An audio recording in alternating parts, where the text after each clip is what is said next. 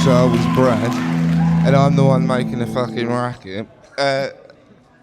Another hour of Mouth and Manliness. Hello, Nick, where are we? We are in Margate at the Diversity Exhibition upstairs at the old Woolworths building, the Margate School. Old school Woolworths. Yeah. And what we're doing here, mate? We are here doing a live podcast. We're having podcasts. Yeah, our second one of the day. It is. And it's been good fun, hasn't it? It has been lovely. It's been really, really nice. In a bit of a different place, with different people. The last one was good with 2 women. Females, which is always good. And then today, this afternoon, we have got a man. Geezer. A proper geezer. Funnily enough, we're here because of Annabelle Loza, and she was someone I went to university with at the Kent Institute of Art and Design. And Chris, our guest right now, I also met there. Didn't I? You did. Yeah. That's amazing. Yeah. So we've had Annabelle on, and now we've got Chris. Chris, welcome. Yeah, well, it's a fucking pleasure to be here. Thank you very much for coming to see us. I've been talking about getting you on for quite a while. Yeah, and I've been saying I'm not really sure what I'm going to say, but... Oh, don't worry about that. We don't know either. Yeah, we don't know what we're going to say. We make it up as we go along. So I think... Just to put a bit of context on, I hadn't spoken to you for a long time, really, not for any meaning. And then I looked you up on the internet one day at work, and your Kempt website came up with all the cartoon designs and everything, and there was a cartoon image of you. And then I emailed you, and then you replied with noise. I was like, oh shit, he remembers me. Ah, sweet. He does. And we've kind of stayed in touch since then, really. Yeah. We might not have seen each other loads, but we've stayed in touch. And then one day, I think had I been round to see you first? Yeah, you came down to mine and we got horrifically drunk a couple of times, I think. Yeah, I came over with the family and we got really trashed. And then I was really trashed. Chris had a cinema in his basement. Lovely. It was really cool. We just I got really stoned and watched Mighty Boots. And they're like as big as you. So cool. And drinking White Russians, which I don't think I'll ever do again. And then we stayed in touch, but I didn't really see you. And then one day you were at Brands Hatch and you messaged me and said, "Can I pop round?" And then about half an hour later you were at my door, and the kids went up and played, and then you said to me, I've got esophagus cancer, my business went bust, and I'm having a divorce.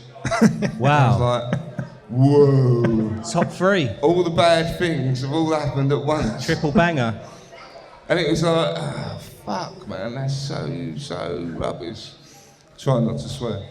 Oh yeah, because there's kids around. Oh, there's still kids around? Yeah, no swearing. Sorry, we won't swear. Sorry about swearing. So, so then you said that, and I'm like, oh man. Yeah, that was a challenging day, shall we say, or a period. Yeah. No. So what was the diagnosis? Tell us about that first. Well, I mean, so I'll tell you how I found out. How's that, right? Yeah. So I was in Soho with some friends on a night out, and one of my friends was horrifically drunk. And so I took her into a cafe to try and get her a bit sober, get her some coffee and stuff like that. And I was eating a bacon sandwich, and suddenly I felt like it got stuck. And I was like kind of casting around, like thinking, God, I need the Heimlich maneuver or something like that, right? Like I was properly choking on it, and she was so trashed that she didn't even notice. Eventually I managed to get it to go down. And this experience was like so terrifying that obviously I then left it a couple of weeks, went off on a business trip, left it a couple more weeks after that, and eventually went to the doctors and went, I keep choking on stuff. Yeah, because you wouldn't really think, you wouldn't necessarily think, you just think, I just choked on something. Yeah, you think the best of it, I guess. There's anything in it. Yeah. Yeah, I mean, no, to be honest, like I saw a documentary on it like years ago, and when I watched it, I remember thinking, "Fuck, I bet." Oh, sorry, swearing. It's all right, don't worry about it. I bet you I get that. Wow. And so, there was something about it when I watched it. I was like, that's got me written all over it. And so, to be totally honest with you, like, it wasn't that I was blasé or anything. I was just terrified. Yeah, I was absolutely terrified of going in there and them going, that's it. That thing that you saw and so actually I chose to sort of put it to the back of my mind and kind of get on with, life, really. But that's quite normal, especially for men. Yeah. Yeah, stupidly. Yeah, it's really normal though. Yeah. Like, it's a good metaphor for, going to the doctor because you want to kill yourself. Mm. So you then went to the doctors, and then what happened? Yeah, talk us through it, 'cause it's interesting. I went to the doctors. I actually talked to him about a whole bunch of other stuff first, and then towards the end of it, I finally plucked up the courage to sort of say what I was worried about. Yeah. And he, we were like, I'd already pushed the envelope of the kind of, standard meeting time, and he was sort of trying to get me to hurry up. Yeah. And so I went, okay, there's this other thing as well. So I keep choking on food, and he's like, and hold on, you've lost 10 kilos in the last 3 months. Wow. All right, you better go off for this. And so within a few days, I had been referred to the local hospital here, where they, I forget what it's called, but effectively they stick a camera down your throat. That scares me. Yeah, but there's a particular name for this. But they stick an endoscope down your throat, and so it's going to sound a bit like a sob story, but I think there's a funny part of it. Yeah, no, sob away. But basically, because at the time I didn't want to share it with anybody because I was going through a divorce at the time, so it was kind of tricky to talk to my ex-partner about it. My family were miles away and I didn't want to worry them. I didn't really want to talk to any of my staff about it. And so basically I didn't feel like I could really involve anybody else in it. And so they were like, okay, if you're going to come and have this thing done, you're going to have to be sedated. And I was like, okay. And they were like, well, but if you're going to be sedated, you need somebody to come with you. And I was like, well, I don't have anybody to come with me. And they were like, well, I guess you could have it without sedation. And I was like, all right, well, how bad can that be? And I was like, well, I don't know, it's going to be pretty sketchy. Whoa. And so, I went and did this without sedation. That was like when I got my bottom done. Oh, yeah. And I didn't have sedation then. Yeah. And it was as bad as I thought it was going to be. Wow. Well, I mean, it was just one of the worst experiences I've ever had. And I think the thing that really sticks in my mind was that towards the end of the procedure, I remember one of the nurses going, you've got to stop, he can't take much more of this. That's the last thing you want to hear. Yeah. And I was just like, oh my God, it really is this bad. And they eventually kind of pulled this camera out, and I sat up on the bed and blew my nose, and it looked like half the blood in my body came out of my nose at that point. And I can just remember looking at this kind of just, puddle of blood in this tissue and just, oh my God. And then I came out of that, and went and sat in the car park for about 2 hours trying to work out what had just happened, because they'd also kind of debriefed me afterwards and said, look, we've got to send this for tests, but it doesn't look that great, and blah blah. Oh, really? And I They said that then? yeah. And I sat in the car park processing this stuff, and I just about got my head together, and then at that point, I got a text message from my counsellor at the time going, I'm really sorry, Chris, I don't think I can see you anymore. Really? Wow. And I was like, oh, wow. What was it, just their own circumstances, nothing to do with... Yeah, I mean, it was complicated. Wow. Yeah, he was great, but... Yeah, there were some complications in our relationship, shall we say. The counsellor? Yeah. So the one person who you probably would talk to, because you couldn't talk to anyone else, just went, oh yeah, I can't talk to you anymore. That's no, crazy. exactly. That's so yeah, that was a pretty tough day. Yeah. Yeah. And then what happened after that?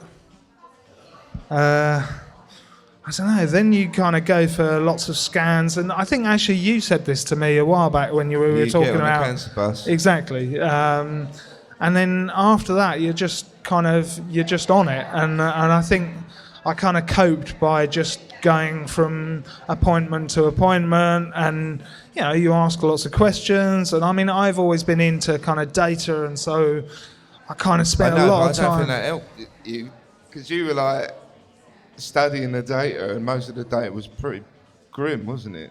Yeah, but at the same time, I don't know. I think. I mean, you've talked on the podcast, I know, about like the importance of being positive, and I agree with that. But at the same time, I think you can't kid yourself, and you've got to be realistic, right? Yeah, it needs to be balanced. Yeah, and so I went and had a look at some of the data. But then, the data is lagging kind of 5 or 10 years behind because treatments improve, and the studies that are published now are actually from patients 5 or 10 years ago. Yeah. And so, I kind of mentally modified that data by what I knew and what had changed, and kind of you can fairly easily build a case where you can go, well, okay, like if I take my youth into account and my kind of relative strength, like fitness and strength and that kind of thing, and me thinking, there's no way you're fit. I just didn't believe it, because you were bigger at the time, weren't you? Yeah. You lost a lot of weight off the back of everything that's happened. Yeah, 45 kilos in 3 weeks. Yeah, I don't know. What's that in stone? I don't know the maths. That's about 10 stone. Yeah. What? 10 it's about stone? not 8 stone, I think. Yeah. My God. So the body shock alone of that happening must have been crazy, right? Yeah, it's really weird. I mean, so that weight loss wasn't really part of the plan. Like, so basically, while I was in hospital, there were a load of complications, and so they basically weren't able to give me any nutrition for about 3 or 4 weeks. Yeah, you had chemo before that, didn't you? Yeah. So I had 3 months. About 8 weeks of chemo, then a bit of a break, then went in for an operation to remove most of my esophagus and about a third of my stomach, and then more chemo after that. Yeah, I remember it. Yeah. Pretty gnarly. Yeah, and we were talking outside about the importance of hope and positivity, and I'll be honest with you, Nick, there weren't a huge amount of hopeful periods, particularly during that period in hospital. But on the other hand, there's a lot of it I can look back on and it's quite funny, actually, or at least to me. And so, I mean, for example, I don't know, I think you have to have a black sense of humour about this stuff sometimes. Yeah, it helps you cope, doesn't it? I mean, I certainly do with those things. Yeah. There was that guy, when I came to visit you, there was that other bloke who seemed to be like, he was in charge. The guy with the glasses was proper in charge of everything. You always find that, don't you? But I think whenever you're involved with medical people, you do have to large it.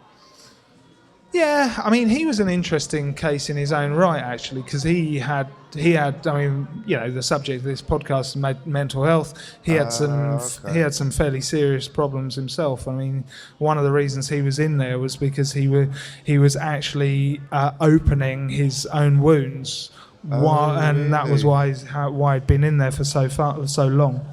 Was he? Yeah, no, like that was another big part of it. It was like, you know, it was a real eye-opener for me being in. I mean, I was in hospital like 2.5 months in the end, and I just saw how overrun the NHS is with essentially dealing with people that have mental health problems, you know, more than anything else. So that, I mean, the guy opposite me he'd had like an esophageal tear, and he would basically periodically he would improve, and then he would go downhill again and start eating McCoy's crisps, and he would just eat these things whole, and it was basically again a kind of self-harming thing that he would basically trying to open this tear again. Because you could feel the physical kind of crisp, quite rough in that, I guess. Yeah, makes sense. And I found this like terrifying. It's terrifying. It was, but at the same time, it's kind of an eye-opener, really, because you know I think I struggle with things at times, and I have some pretty tough days. But you know, when you see people that are doing this kind of stuff, and you go, "Oh, there's another level."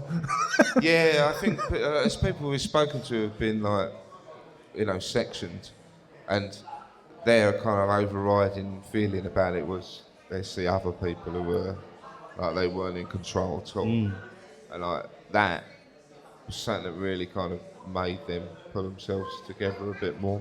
Yeah. And start, you know, that perspective. And it does work. Like I have that in therapy, like with a group. Other people's shit kind of makes you think, well, I'm all right. Yeah. And that's helpful.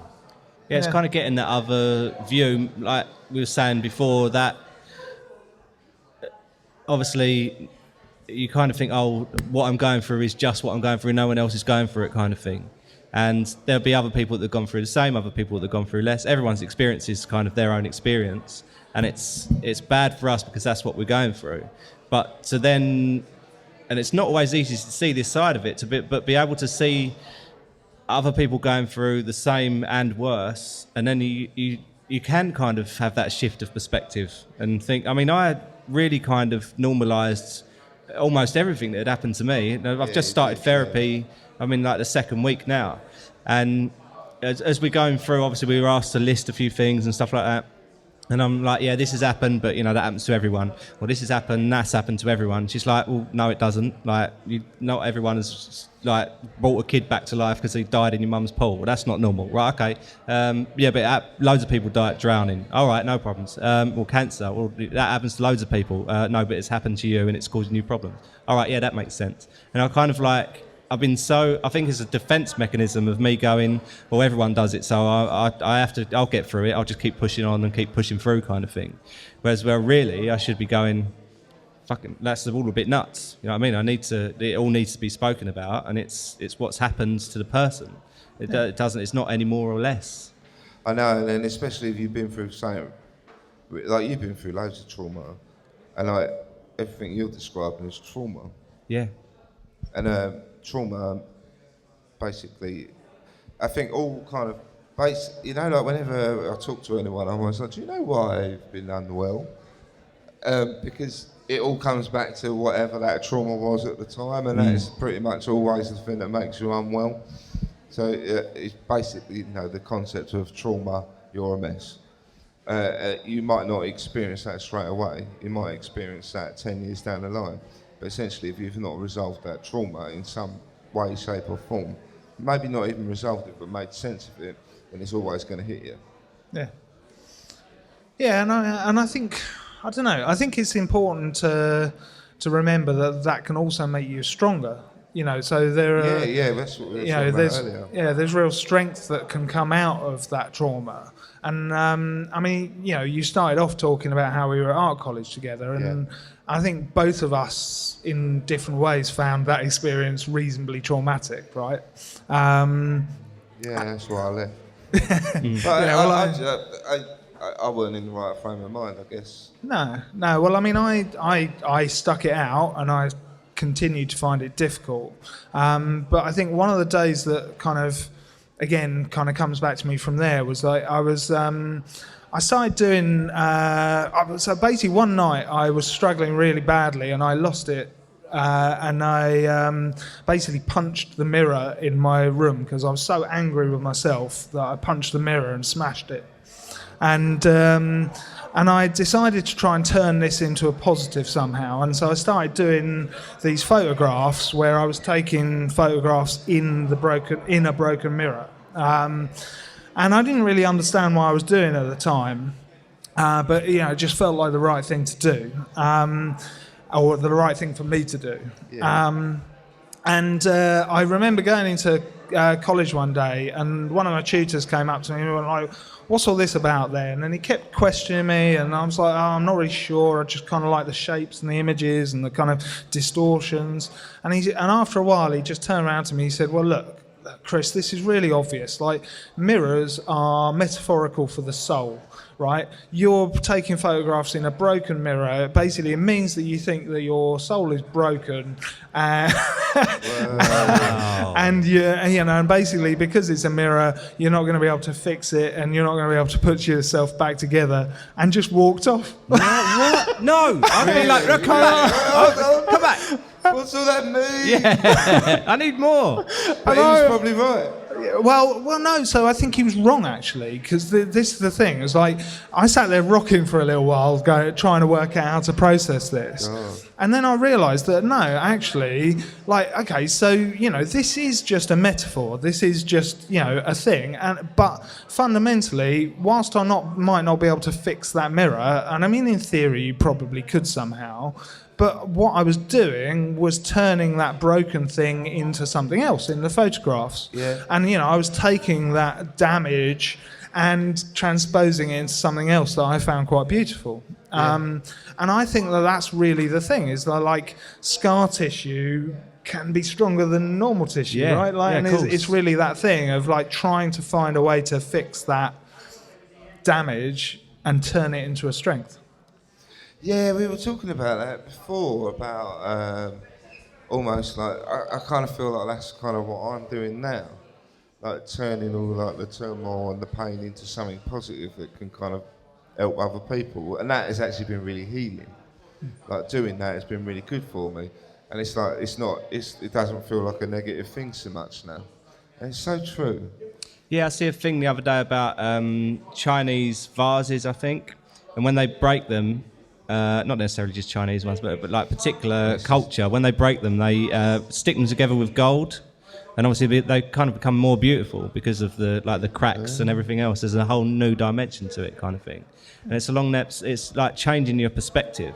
It must be so easy to, like in my experience, I lost my dad to cancer, and there was no reconciling. He was happy to just wallow and just go deep down, and no matter what I could say or do, and trying to do the dinners that he used to have and stuff like that, and as much as possible, he'd kind of written himself off anyway. Just given up, and that was it. And it must be so easy to just have that thought of like, well, I'm fucked now. Like, what? Was he told though? Was he told at the time? He was told, and he didn't tell us. And then he had a lung out and didn't tell anyone. It's like a proper old school idiot, basically. Like, oh no, I'm all right. I'll just take one out, and I'll be back to work on Monday. Don't worry about it. Everything's fine. Don't talk about it. Blah blah blah. And it was only when he was in hospital the second time, it had come back and basically hit his brain, and his speech had started to go and everything else. That I was talking to the nurse. I was saying, what's going on? Like, can you tell us whatever? And she was like, oh, obviously after having the lung out or whatever. I was like, what? When did that happen? She's like, oh yeah, like he's had this done, and what, he didn't know? It's like, no, he had no idea. And I think, it's a whole other story, but the positivity was lost. It became nostalgic for a while, and we'd listen to music, and we'd talk about him being in bands and stuff like that, and playing guitar, and you kind of think, we're just getting through the days kind of thing. I didn't know he was actually going to die until the night that he died. Really? Yeah. Me and my brother found out basically there and then. We took him to hospital. I've been looking after him for a while down in Christchurch, and I'd come back for Kate's birthday, and he rung up and said, I think you might have to come. I didn't realise you were with Kate at the time. Yeah, it was a while back. and he said, I think you might have to come back. Not feeling too good. I was like, yeah. In my mind, he'd been cleared. He'd had chemo and radiotherapy and everything else. We're still going, but he was on the mend, no problems whatsoever. Yeah, I'll be back soon. Like, won't be long. And obviously, I'm thinking, oh, like Kate's birthday, we'll go out for something to eat or whatever. He rung again, and I was like, no, I'll start to head back. And I was getting the train, but for some reason I said to my brother, it's like a random Wednesday, oh, do you fancy going for a drive, like popping to see Dad? You ain't seen him for a while, just pop down and see her. He's like, yeah, you know, sod it, I'll jump in the car and do it. And he drove down, and where he'd seen him, he said, oh, Brad, I'm going to ring an ambulance. It's like, what do you mean? He said, he's not right, like something's not right. I'm like, I know, it's been like that for ages, like weeks, like it's fine. Like, just, I'll get him a bottle of water, it'll be absolutely fine. It's like, no, I'm going to ring an ambulance. All right, no worries. Rung an ambulance, followed the ambulance up there, went into the hospital, and we were waiting for a little while. They come out and said, oh, we've made him comfortable in the side room if you want to come through. And we were like, what do you mean? Like, you better come through. Really? And he was sort of you could tell he was kind of in pain and a bit out of it, grabbed mine and my brother's hands, put them together, and just went. Really? Yeah. Straight off. It's like, gone. And we were like, what do we do now? And like a nurse burst in. She's like, oh, do you want a cup of tea? And we were like, Dad's dead. What do we do? Like, have we got do we stay or do we go? Is there paperwork? Like, what happens? And she was like, I'll just go and get the teas, and like went. And then we sort of walked out, and I was like, I guess we go. And then we went, and that was it. We literally went to the car park and rung everyone and told them. Wow. And that was like a random kind of Wednesday. And I think, like looking back, I think that's kind of what he wanted to happen. I think he was happy that we were together. We did it, but he got to a stage like he just wasn't getting up off the settee. He was still getting me to go and buy him like 10, 20 fags a day, and I wasn't driving at the time, so I had to get my bike down and everything else, and still drinking. He was like on like 80 fags a day. It was quite obvious kind of what it was. And like he was an engineer, so he'd be working with asbestos and stuff like that. And on Navy ships, he was an air conditioning refrigeration engineer. So it's kind of on the cards it was going to happen, but I still think it was quite sad about splitting up with my mum and everything else, and it just kind of given up. And I think, like, thinking back, I wish, like, I knew now what I knew then, because obviously I would have just done my utmost, you know, to sort of try more, you know. The problem is though, he probably wouldn't have had it anyway. No, that's true. That is true. But like on a day-to-day basis, Chris, like how has it affected your outlook on life? Can I just butt in on that just quickly? Is when we've spoken and we've had periods when we spoke quite a lot and you've told me about it, there was one point when you were like, you were worried that it'd come back and you were like, oh yeah, I'll find out tomorrow if I'm going to live or die. And you were so like, but what was funny, I think Chris coped with it by throwing himself into other things. Because you'd tell me and I'd be like, whoa. And I'd be really bothered about it. And you were like, you know, worried about work, for example. Like you kind of seem to throw yourself into work rather than, because you basically worked pretty much all the way through you having it. Even with chemo, you were still going to work. Yeah. I mean, certainly in the first batch, it was crazy.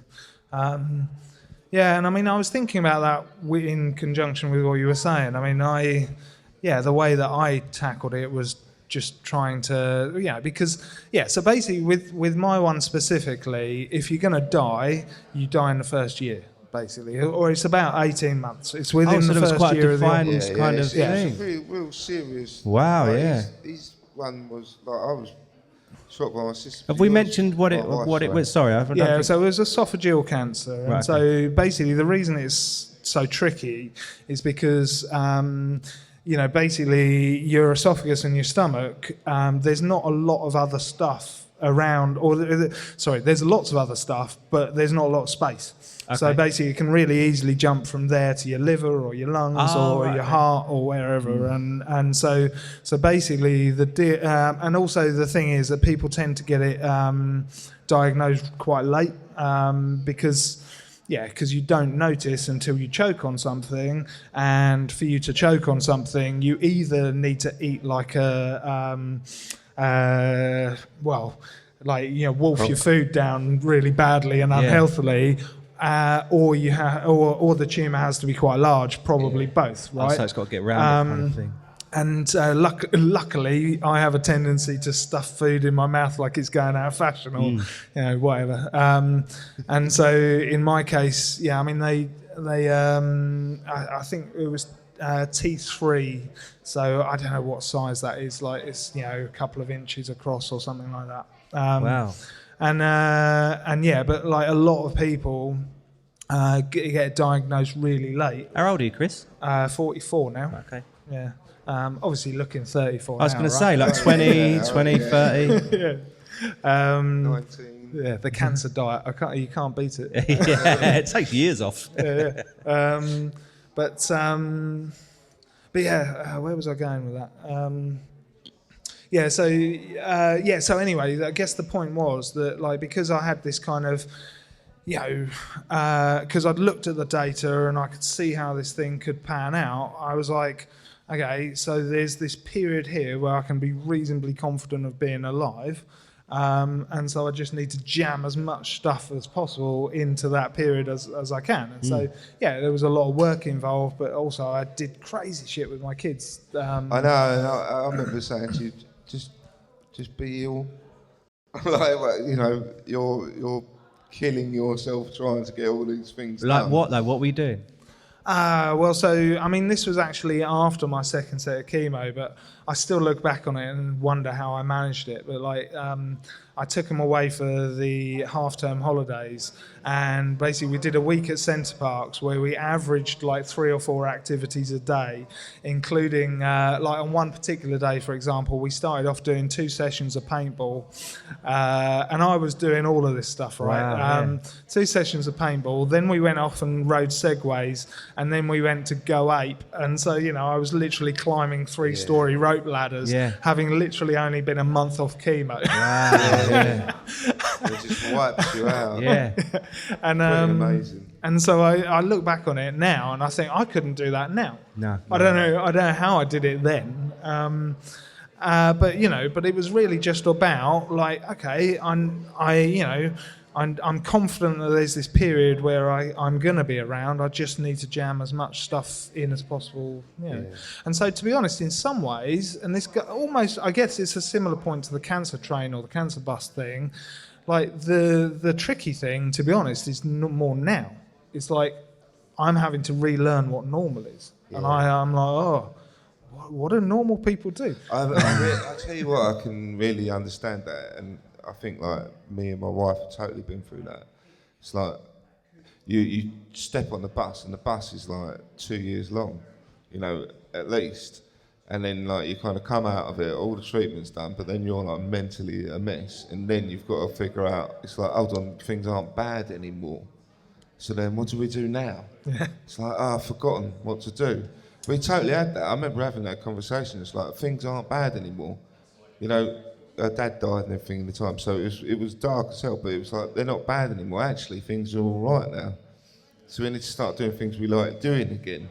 Like I started doing music again, and you have to start re-engaging with life, don't you? Because you just step out of the world when that's all going on.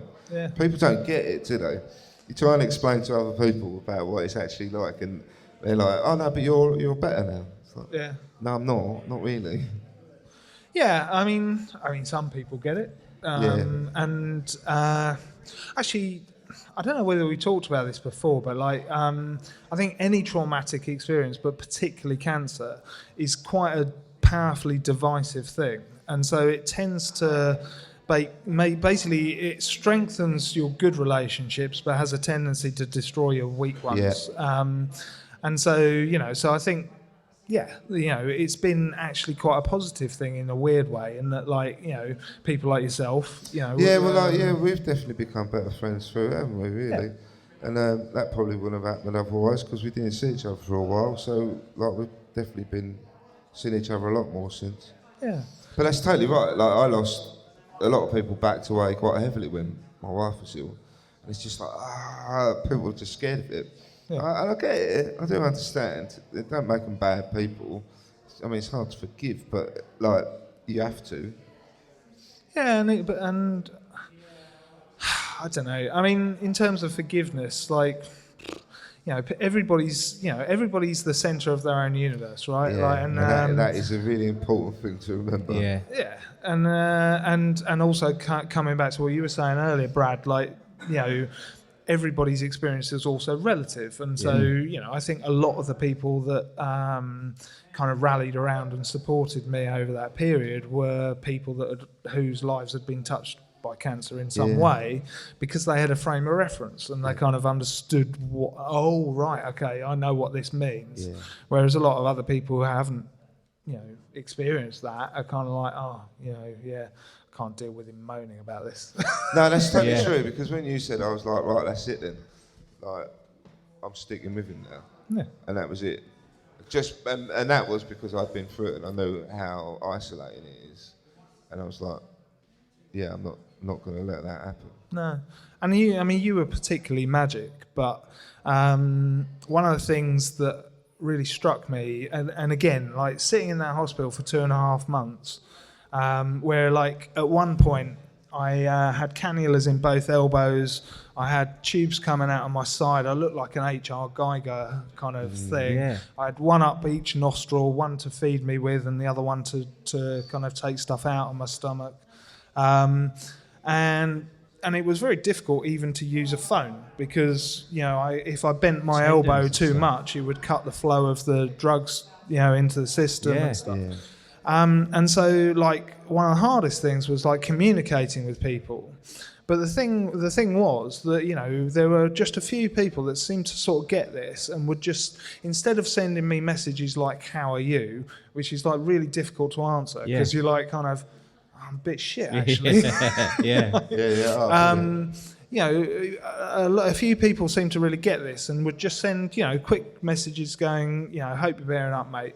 Stuff you don't have to respond to. Just a nice little nod in the right direction. Yeah, exactly. That like, somebody gives a shit. Those kind of messages. Yeah.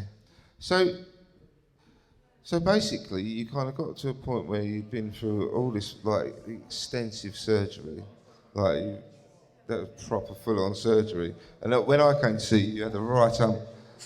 Because basically it turned out that they weren't feeding you, and then I'm like, all right, well that's it then, I've done my bit. And it was like, oh, it's still in there, I'm gonna have to go again. And then the time I came to see you next time, you were like more interested in me than anything else. It was like you were kind of getting back to yourself again. Yeah. But then I think you went through a period when you're like, I've just had enough of being here. Yeah, that was the thing. But there was also another thing about it. Was like, after a while, there's only so many times, when somebody says, how are you doing? And, you just want to hear about what everybody else is up to. Yeah. Like, you're stuck in this, in this zone. And I think it was probably about the same time as you came to see me the second time. They'd finally allowed me to go twice a week to, in St Thomas's, they've got a little cinema. And it's an amazing charity called MIDI Cinema. And basically they just put on films for patients and mostly for the kids. That's so cool. Yeah.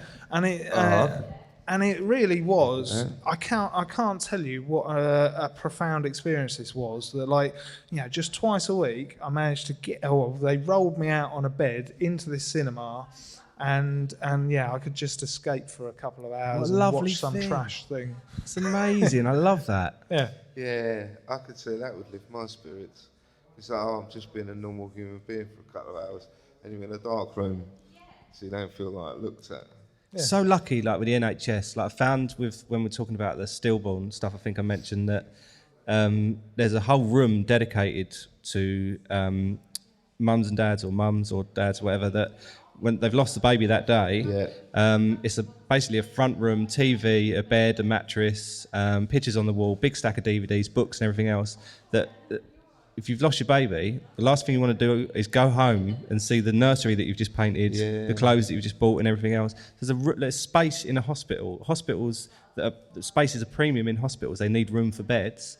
There's a little living room in there for people to just go, here is a little bit of normality just for a few more hours, so you haven't got to go straight home. Someone's thought about that. Yeah. Someone's literally gone, no, people need this. We're going to make sure this happens, and it's so cool. I love things like the cinema. That's so cool. I love it. Yeah. Yeah, I like that. I didn't realise it was a little cinema. I remember going into like the tour of the hospital before we had my daughter, and they go, "Oh yeah, that's the room." I'd be like, "Right, everyone be quiet." Didn't need to be quiet, but you know, like you feel like you have to be because of this fear of death. It's like actually, it's better when people are just normal. So much better when people are just kind of straightforward. I get what you're saying about, when you're going through the world of crap, actually you just don't want to keep telling the story. Yeah. It's like it just becomes really wearing. You've told that story all day, every day, and actually you just want to go, oh, what have you been doing? Yeah. No, totally. And then they just talk and you just listen. Yeah. So much easier. Yeah, I mean the things that I used to look forward to was once a day what are they called? Physiotherapist. Sorry? I thought you were going to say bed bath. Never No, as fun actually, as they're it sounds. massive. Once a day, nurses come around, strip me all naked. They are massively overrated. I never heard of. Yeah, I think basically being wiped down with paper towels is it's not a sexy experience. It's not going to be. But no, like once a day, the physiotherapist would come round and walk me round the ward, and I just used to chat to him about crap, like punk bands that I liked, and it was just because otherwise the whole thing is focused on the consultants coming to see you and looking at the results of this and that and the other, and so just stepping out of it on occasion and just talking about normal stuff was what I needed. So how have you moved on since then? I mean, things have gone wrong again, haven't they? For you? Because some things have gone right and some things haven't gone so well. Well, I'm still alive, so that went sort of reasonably right. I know, sometimes it really does help to have a certain perspective, though. Yeah. Just think, actually, I've just been through this massive trauma and I am still alive and I'm not on the streets homeless. Yeah, exactly. And, I mean, I don't know, like, I've had challenges since, and so, like, I mean, I said to you earlier, like, I was a bit late over here because one of the things I have is that if I accidentally eat the wrong things as a result of not really having a stomach anymore, I kind of have this weird thing called dumping syndrome where it's a little bit like I don't know, you go very lightheaded, or sometimes you throw up a little bit, or worst case scenario, you got kind of projectile diarrhea, and it can be really bad. I remember being around George one time, and you had to have a bit of quiet time, just to just get yourself together a little bit because you're having those feelings. Yeah. Yeah, and so there's things like that, and I got back to work, and we had more challenges with that as well because, while I was away, things hadn't gone that well, and then the studio got shut down. But I think, as you said a minute ago, you just have to keep reminding yourself that you're still alive, you're still here, and I don't know. I know it's a kind of massive cliche, but I could just keep saying to myself, there are people right now paddling across the Mediterranean in a rubber dinghy. Right? Like, and I'm not one of those people. My work going a bit wrong and having to find another job is like trivial by comparison. Right? Yeah, it's a bit like that though. I think sometimes you do have to see things like that. It's easy to get weighed down with day-to-day stuff, but like, do you find, in your opinion, like what's happened to you, does it make it easier to have that perspective? Do you find yourself getting caught up in, I can't sort my car out, whatever, and then do you find yourself thinking, fucking hell, like, I'm still alive today, so that doesn't actually matter? Maybe a little bit. I mean, I think, being realistic, we're all, I think it was Dennis Leary, wasn't it, that said something like, you can't take away people's right to be arseholes. Yeah. And I think that, basically, of course, like everybody gets wound up about, I don't know, the kid's not helping to do the washing up properly, or somebody's opened their car door into my car in Tesco's car park or stuff. And as much as I would like to pretend that I'm suddenly like, don't matter. It's difficult, isn't it?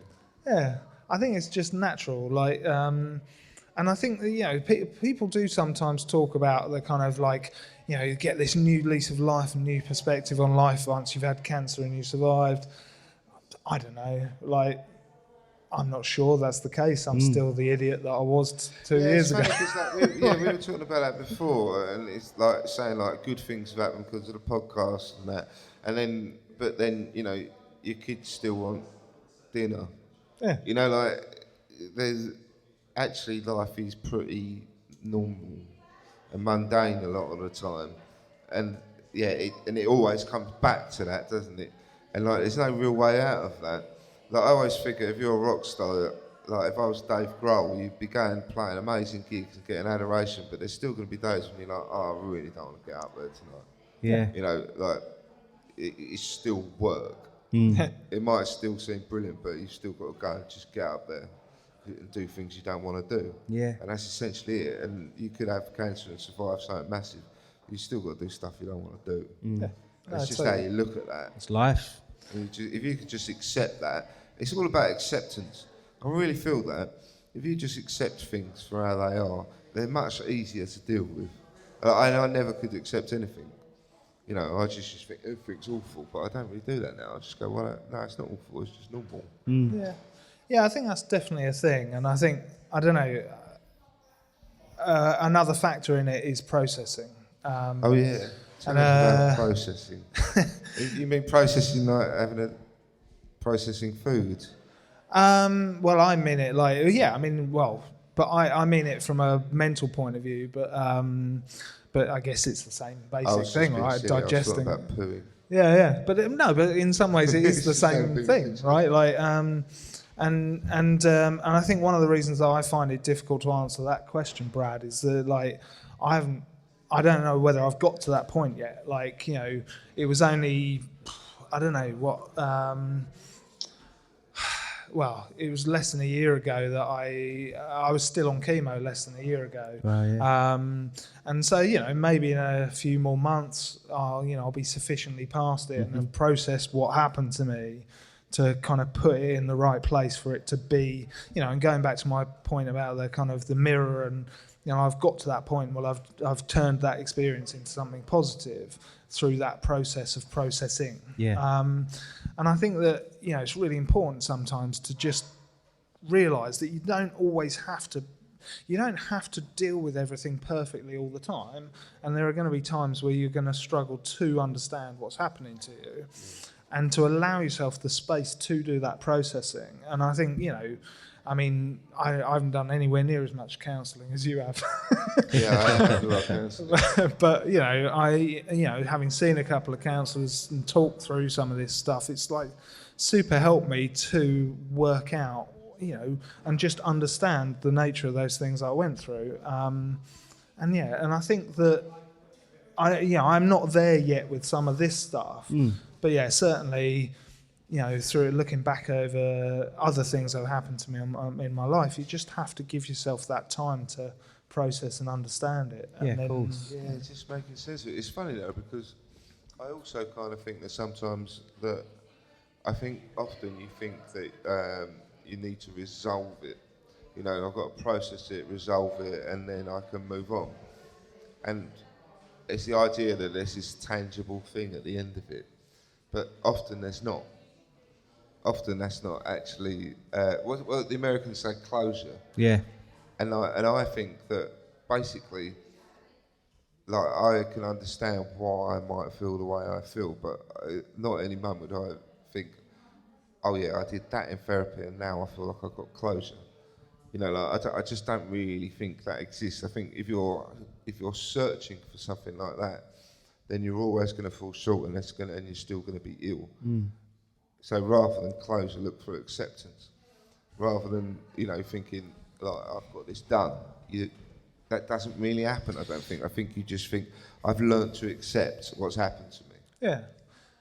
Yeah, I wonder whether that's a similar thing to the difference between fixing something and it turning into something else. You know, so that, like, you know, if maybe what people think about with, you know, when they're trying to think of closure is like, if I could just work that out, then I'll be back to where the person I was before it happened. Yeah, No, you won't. I think you're right. Yeah, you won't be the same person. No. You'll be a different person who's been affected by this experience. Yeah. But you just need to work out what bit of your brain to put it in and where you can comfortably deal with it. Yeah, that's very true though. Yeah, you think, I need to be back to that person. It's like, well, no one can do that. No one ever does that. Because you've done a lot of growing since then. Yeah. And I think it's like the little wins as well every day when you're like, I don't feel like that anymore, or this is different, or this has changed. Like allowing yourself to have that as well is super important. I kind of like that feeling that actually you're really tiny and insignificant. Yeah, that's great. You know, like I could be sitting indoors and thinking like the world's the worst thing in the world. I mean, life is awful and everything, but yet people are still walking to school. You know, like actually you don't really matter. No. And you can either see that as being a really scary, awful thing, and like you're not significant, or you can see it as it's just pretty freeing. You can just do whatever, and nothing matters that much. So who cares? Yeah. That's kind of how I like my twist on it. Yeah. That works for me. Yeah, I like that. Yeah, I do too. And weirdly, it's one of the reasons why I like living here. Because I don't know whether you've certainly seen it, but this coastline here is surrounded by chalk cliffs. All right. And those chalk cliffs are essentially the fossilised remains of billions and billions of sea creatures that fell to the bottom of the sea over millions and millions and millions of years. And eventually created these enormous chalk cliffs. And you can look at the side of those cliffs, and essentially these enormous mass graves, and sort of realise that in the kind of grand scheme of things, how cosmically insignificant we are. Like, so amazing, and to go like Russell Brand says, all you've really got is connection. Yeah, and the only people who the only thing that anyone's going to care about, or the only people who are going to care about you, or even remember you, are the ones you had a connection with. Like all you've really got is connection with other people. So like money is a nothing. You know, everything's a nothing. Yeah. It's just what keeps you going through the day to day. All that really matters is connection with other people. I feel that on a daily basis. If I connect with people, I feel better about myself. Definitely. And that's kind of what I do. Like I've done the work I've done, and why I do this. It's because you get to connect with people on a bit more than a superficial level. And then that makes you kind of feel alive and make it all seem worthwhile. I know it's pretty big concepts, but I think there's a lot in it. We've connected loads today. It's been nice to connect with you, mate. You've not met Chris before. No, it's been lovely though. Like I feel like we're brothers now. Oh. It's nice. Wow. But like it's not like you are genuinely smiley, refreshing, and just nice to be around. And it's really cool to meet you. Yeah, well, it's an honour to come on. For sure. Thank you. We appreciate it. Well, we've been talking about it for a while, haven't we? Yeah. Talking about it for a while. How long have we been? What, now? We're 6 minutes off the hour. 6 minutes off the hour? Yeah, I need a wee. I mean, it goes well fast. It goes so quick, doesn't it? It really does. Well, with a few minutes left then, can I turn that back on you for a sec? Yeah. And go, so like with what you were saying about kind of the importance of connection and so on, out of interest, you know, because you've been doing so much kind of social media stuff through this, and you know, I think you were always reasonably active on social media. Out of interest, do you think that social media has been a good thing or a bad thing overall for your mental health? I mean, so not so much thinking about, you know, the mouth of manliness and so on, but the fact that it makes it easier for you to connect with people that you are kind of... I would say on balance of things. So, like when Sarah was ill, I couldn't bear seeing other people having a nice time. And it would be like people I know having a nice time, and I'm like, how can you have a nice time when I'm suffering? Right. So there was lots of that going on. And then there are points when I'm feeling particularly insecure, and I see other people... they might be looking good, or they seem to be having a better life than me, and that makes me feel crap about myself.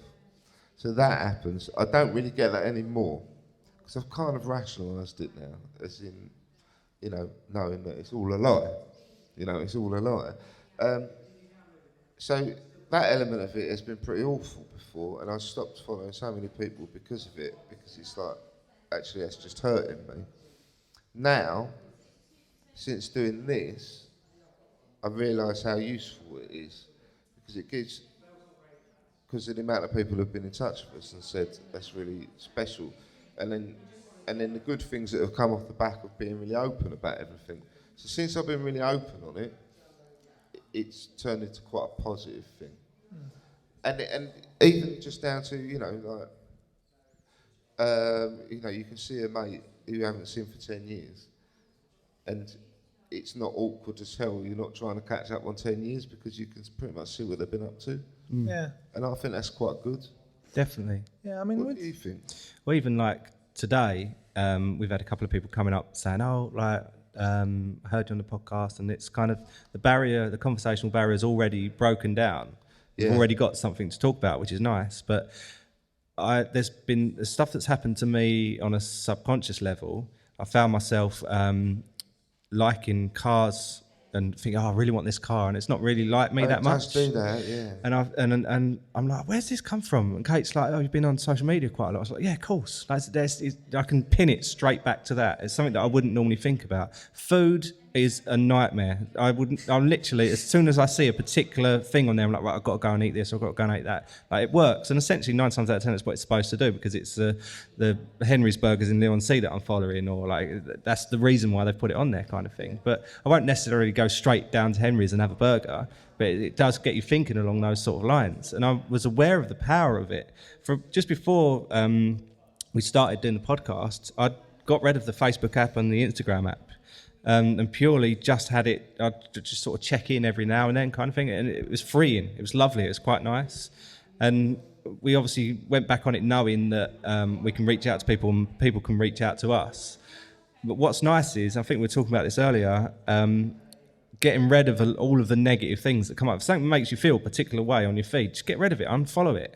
Or I think you can have it so on Facebook you're still following, but you don't get there, see much of it in your feed and stuff like that. It gets a bit complicated, but like, you're in control of it. And if it's causing you problems, or if you're having a problem in your life, it might be worth going back to your social media and thinking, that's why I'm feeling like this, or feeling like that.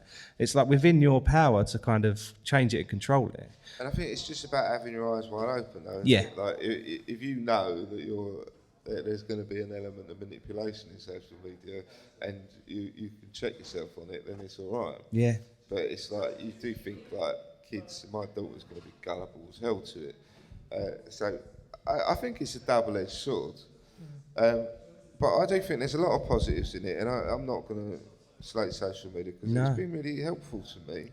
Yeah. It's brought a lot of people out. In touch with people. Yeah, that's been and amazing. So as a result, I feel quite often more connected to people who I probably wouldn't have been. Yourself, is prime example of On it. driving up the way to this, which we already feel like rock stars being able to do, and to come and do this, the phone goes and someone's written a review on, was it Facebook, I think? Yeah. About the podcast. Brad and Nick of this, everything else. I can't name drop because I can't remember. We've had a busy day. It was Carl. But yeah, that happened, and then we just instantly felt really good. Amazing. And you just think, if it's all worth it. And to get that kind of instant, well, it's not instant, but to get those kind of pats on the back, that often, being mentalists, we don't give ourselves. No. That's got to be a good thing. 100%. And plus, we have people reach out and they'll tell us their problems. Yeah. And I'm like, oh, I have that. And then they're like, oh, I feel better already, just because I know I'm not going mad. That's good, isn't it? It's a beautiful thing. It is, like we say, all we have got is the connections. Yeah. Yeah. Yeah, no, I think, I definitely think you're right about kind of weeding stuff out and filtering. Like, I mean, people talk about kind of filter bubbles in social media, like the idea that, you get locked into, a kind of groupthink thing. I'm kind of like, I don't think that's actually necessarily such a bad thing, right? Like, if I was to have a party, I'm largely going to invite the people I like. Yeah, of course. Well, yeah, 100%. Exactly. Yeah, it's as simple as that. Yeah. And again, coming back to your thing about like, seeing people having fun. I mean, one way to think about that, I think, is like, if you were, oh, thank you. Cheers, if you Bill. were Just gonna, go with some champagne. Oh, Lovely. marvellous. Posh. Yeah, one way to think about that is like if you know, back in the days where we might have like photo albums and stuff, you're not going to go around somebody's house and see a photo album full of like, oh yeah, here's the day that I crashed the car. Yeah. And Yeah. This is my arsehole next door neighbour. Why haven't you taken a picture of him? Well, he was there. Like, you've got this to is see the it. day Look that at I this. shat myself in the like it's gonna Have you seen be. how small my cock is? Yeah. You didn't have to leave that. Why is there 7 pictures of it? You didn't have to leave it in. It zooms in. Yeah, and so like if you think about it in those terms, it's just the modern equivalent of photo Yeah, albums. totally. Where people are sharing the highlights. Such it a doesn't good mean way they of don't looking at have it. the. I know, and the problem is though is that people don't necessarily see it for what it is, and it is just that. It is just that, and it is people kind of saying, almost showing off a bit, and like, yeah, that's not so bad. Who cares? Yeah. You know, it don't matter. And I think you just got to put things in a bit of perspective, but That's people it. don't. But like I do now, but I didn't before. Now I just use it purely for advertising. There's nothing else. Listen to my podcast. Yeah. Look at my drawing. But it works though. Yeah. Yeah, but is it really? I mean, well, I suppose it is advertising in a sense, isn't it? But you know, I guess the thing is that you're actually trying to do something positive. So whether yeah. it's, you know, It's so, I think that it's the idea, you know, we'll carry on with what we're doing, but you know the idea of it gives you an opportunity to put something into the world. And I think people don't always think about it in those terms, but otherwise, how do you actually just put something into the world? You can't. You can only put it into like your local Conversation. vicinity. Yeah. And there's something quite amazing about that. Like you think like we listen to in 37 countries, Yeah. and you can literally put something into the world. Yeah. Like that's a pretty amazing thing. And anyone can do it. You can do it from your phone, Yeah. laptop. Exactly, and that's the other thing. One thing that does make me laugh is my wife tries to keep up. Like, so she'll be like desperately, she'll scroll right down on Twitter to the last thing she looks at. Ah, that's She amazing. tries to keep up. Yeah. Well, And she I'm misses like, a why are day. you trying to keep up? She misses a day. She's got to go back and like Yeah, catch yeah. up on yesterday's episode. Yeah, it's like That's brilliant. Put it on Series Link, I'm Twitter. same with Pornhub. Like I can't keep up. Like it keeps changing every time. I still need to catch up on a few episodes. I've got a complete... Don't tell me what happens at the end. I haven't seen it. yeah, it's quite easy. Like, Yeah. there's children here. There is. I meant CBeebies, Yes. Is it not C boobies. Boobies up. Well, that's about it. That is, Passing mate. comments, Chris. Have you got any nuggets of wisdom you want to share before we go for a fag? And a wee. He's gonna win.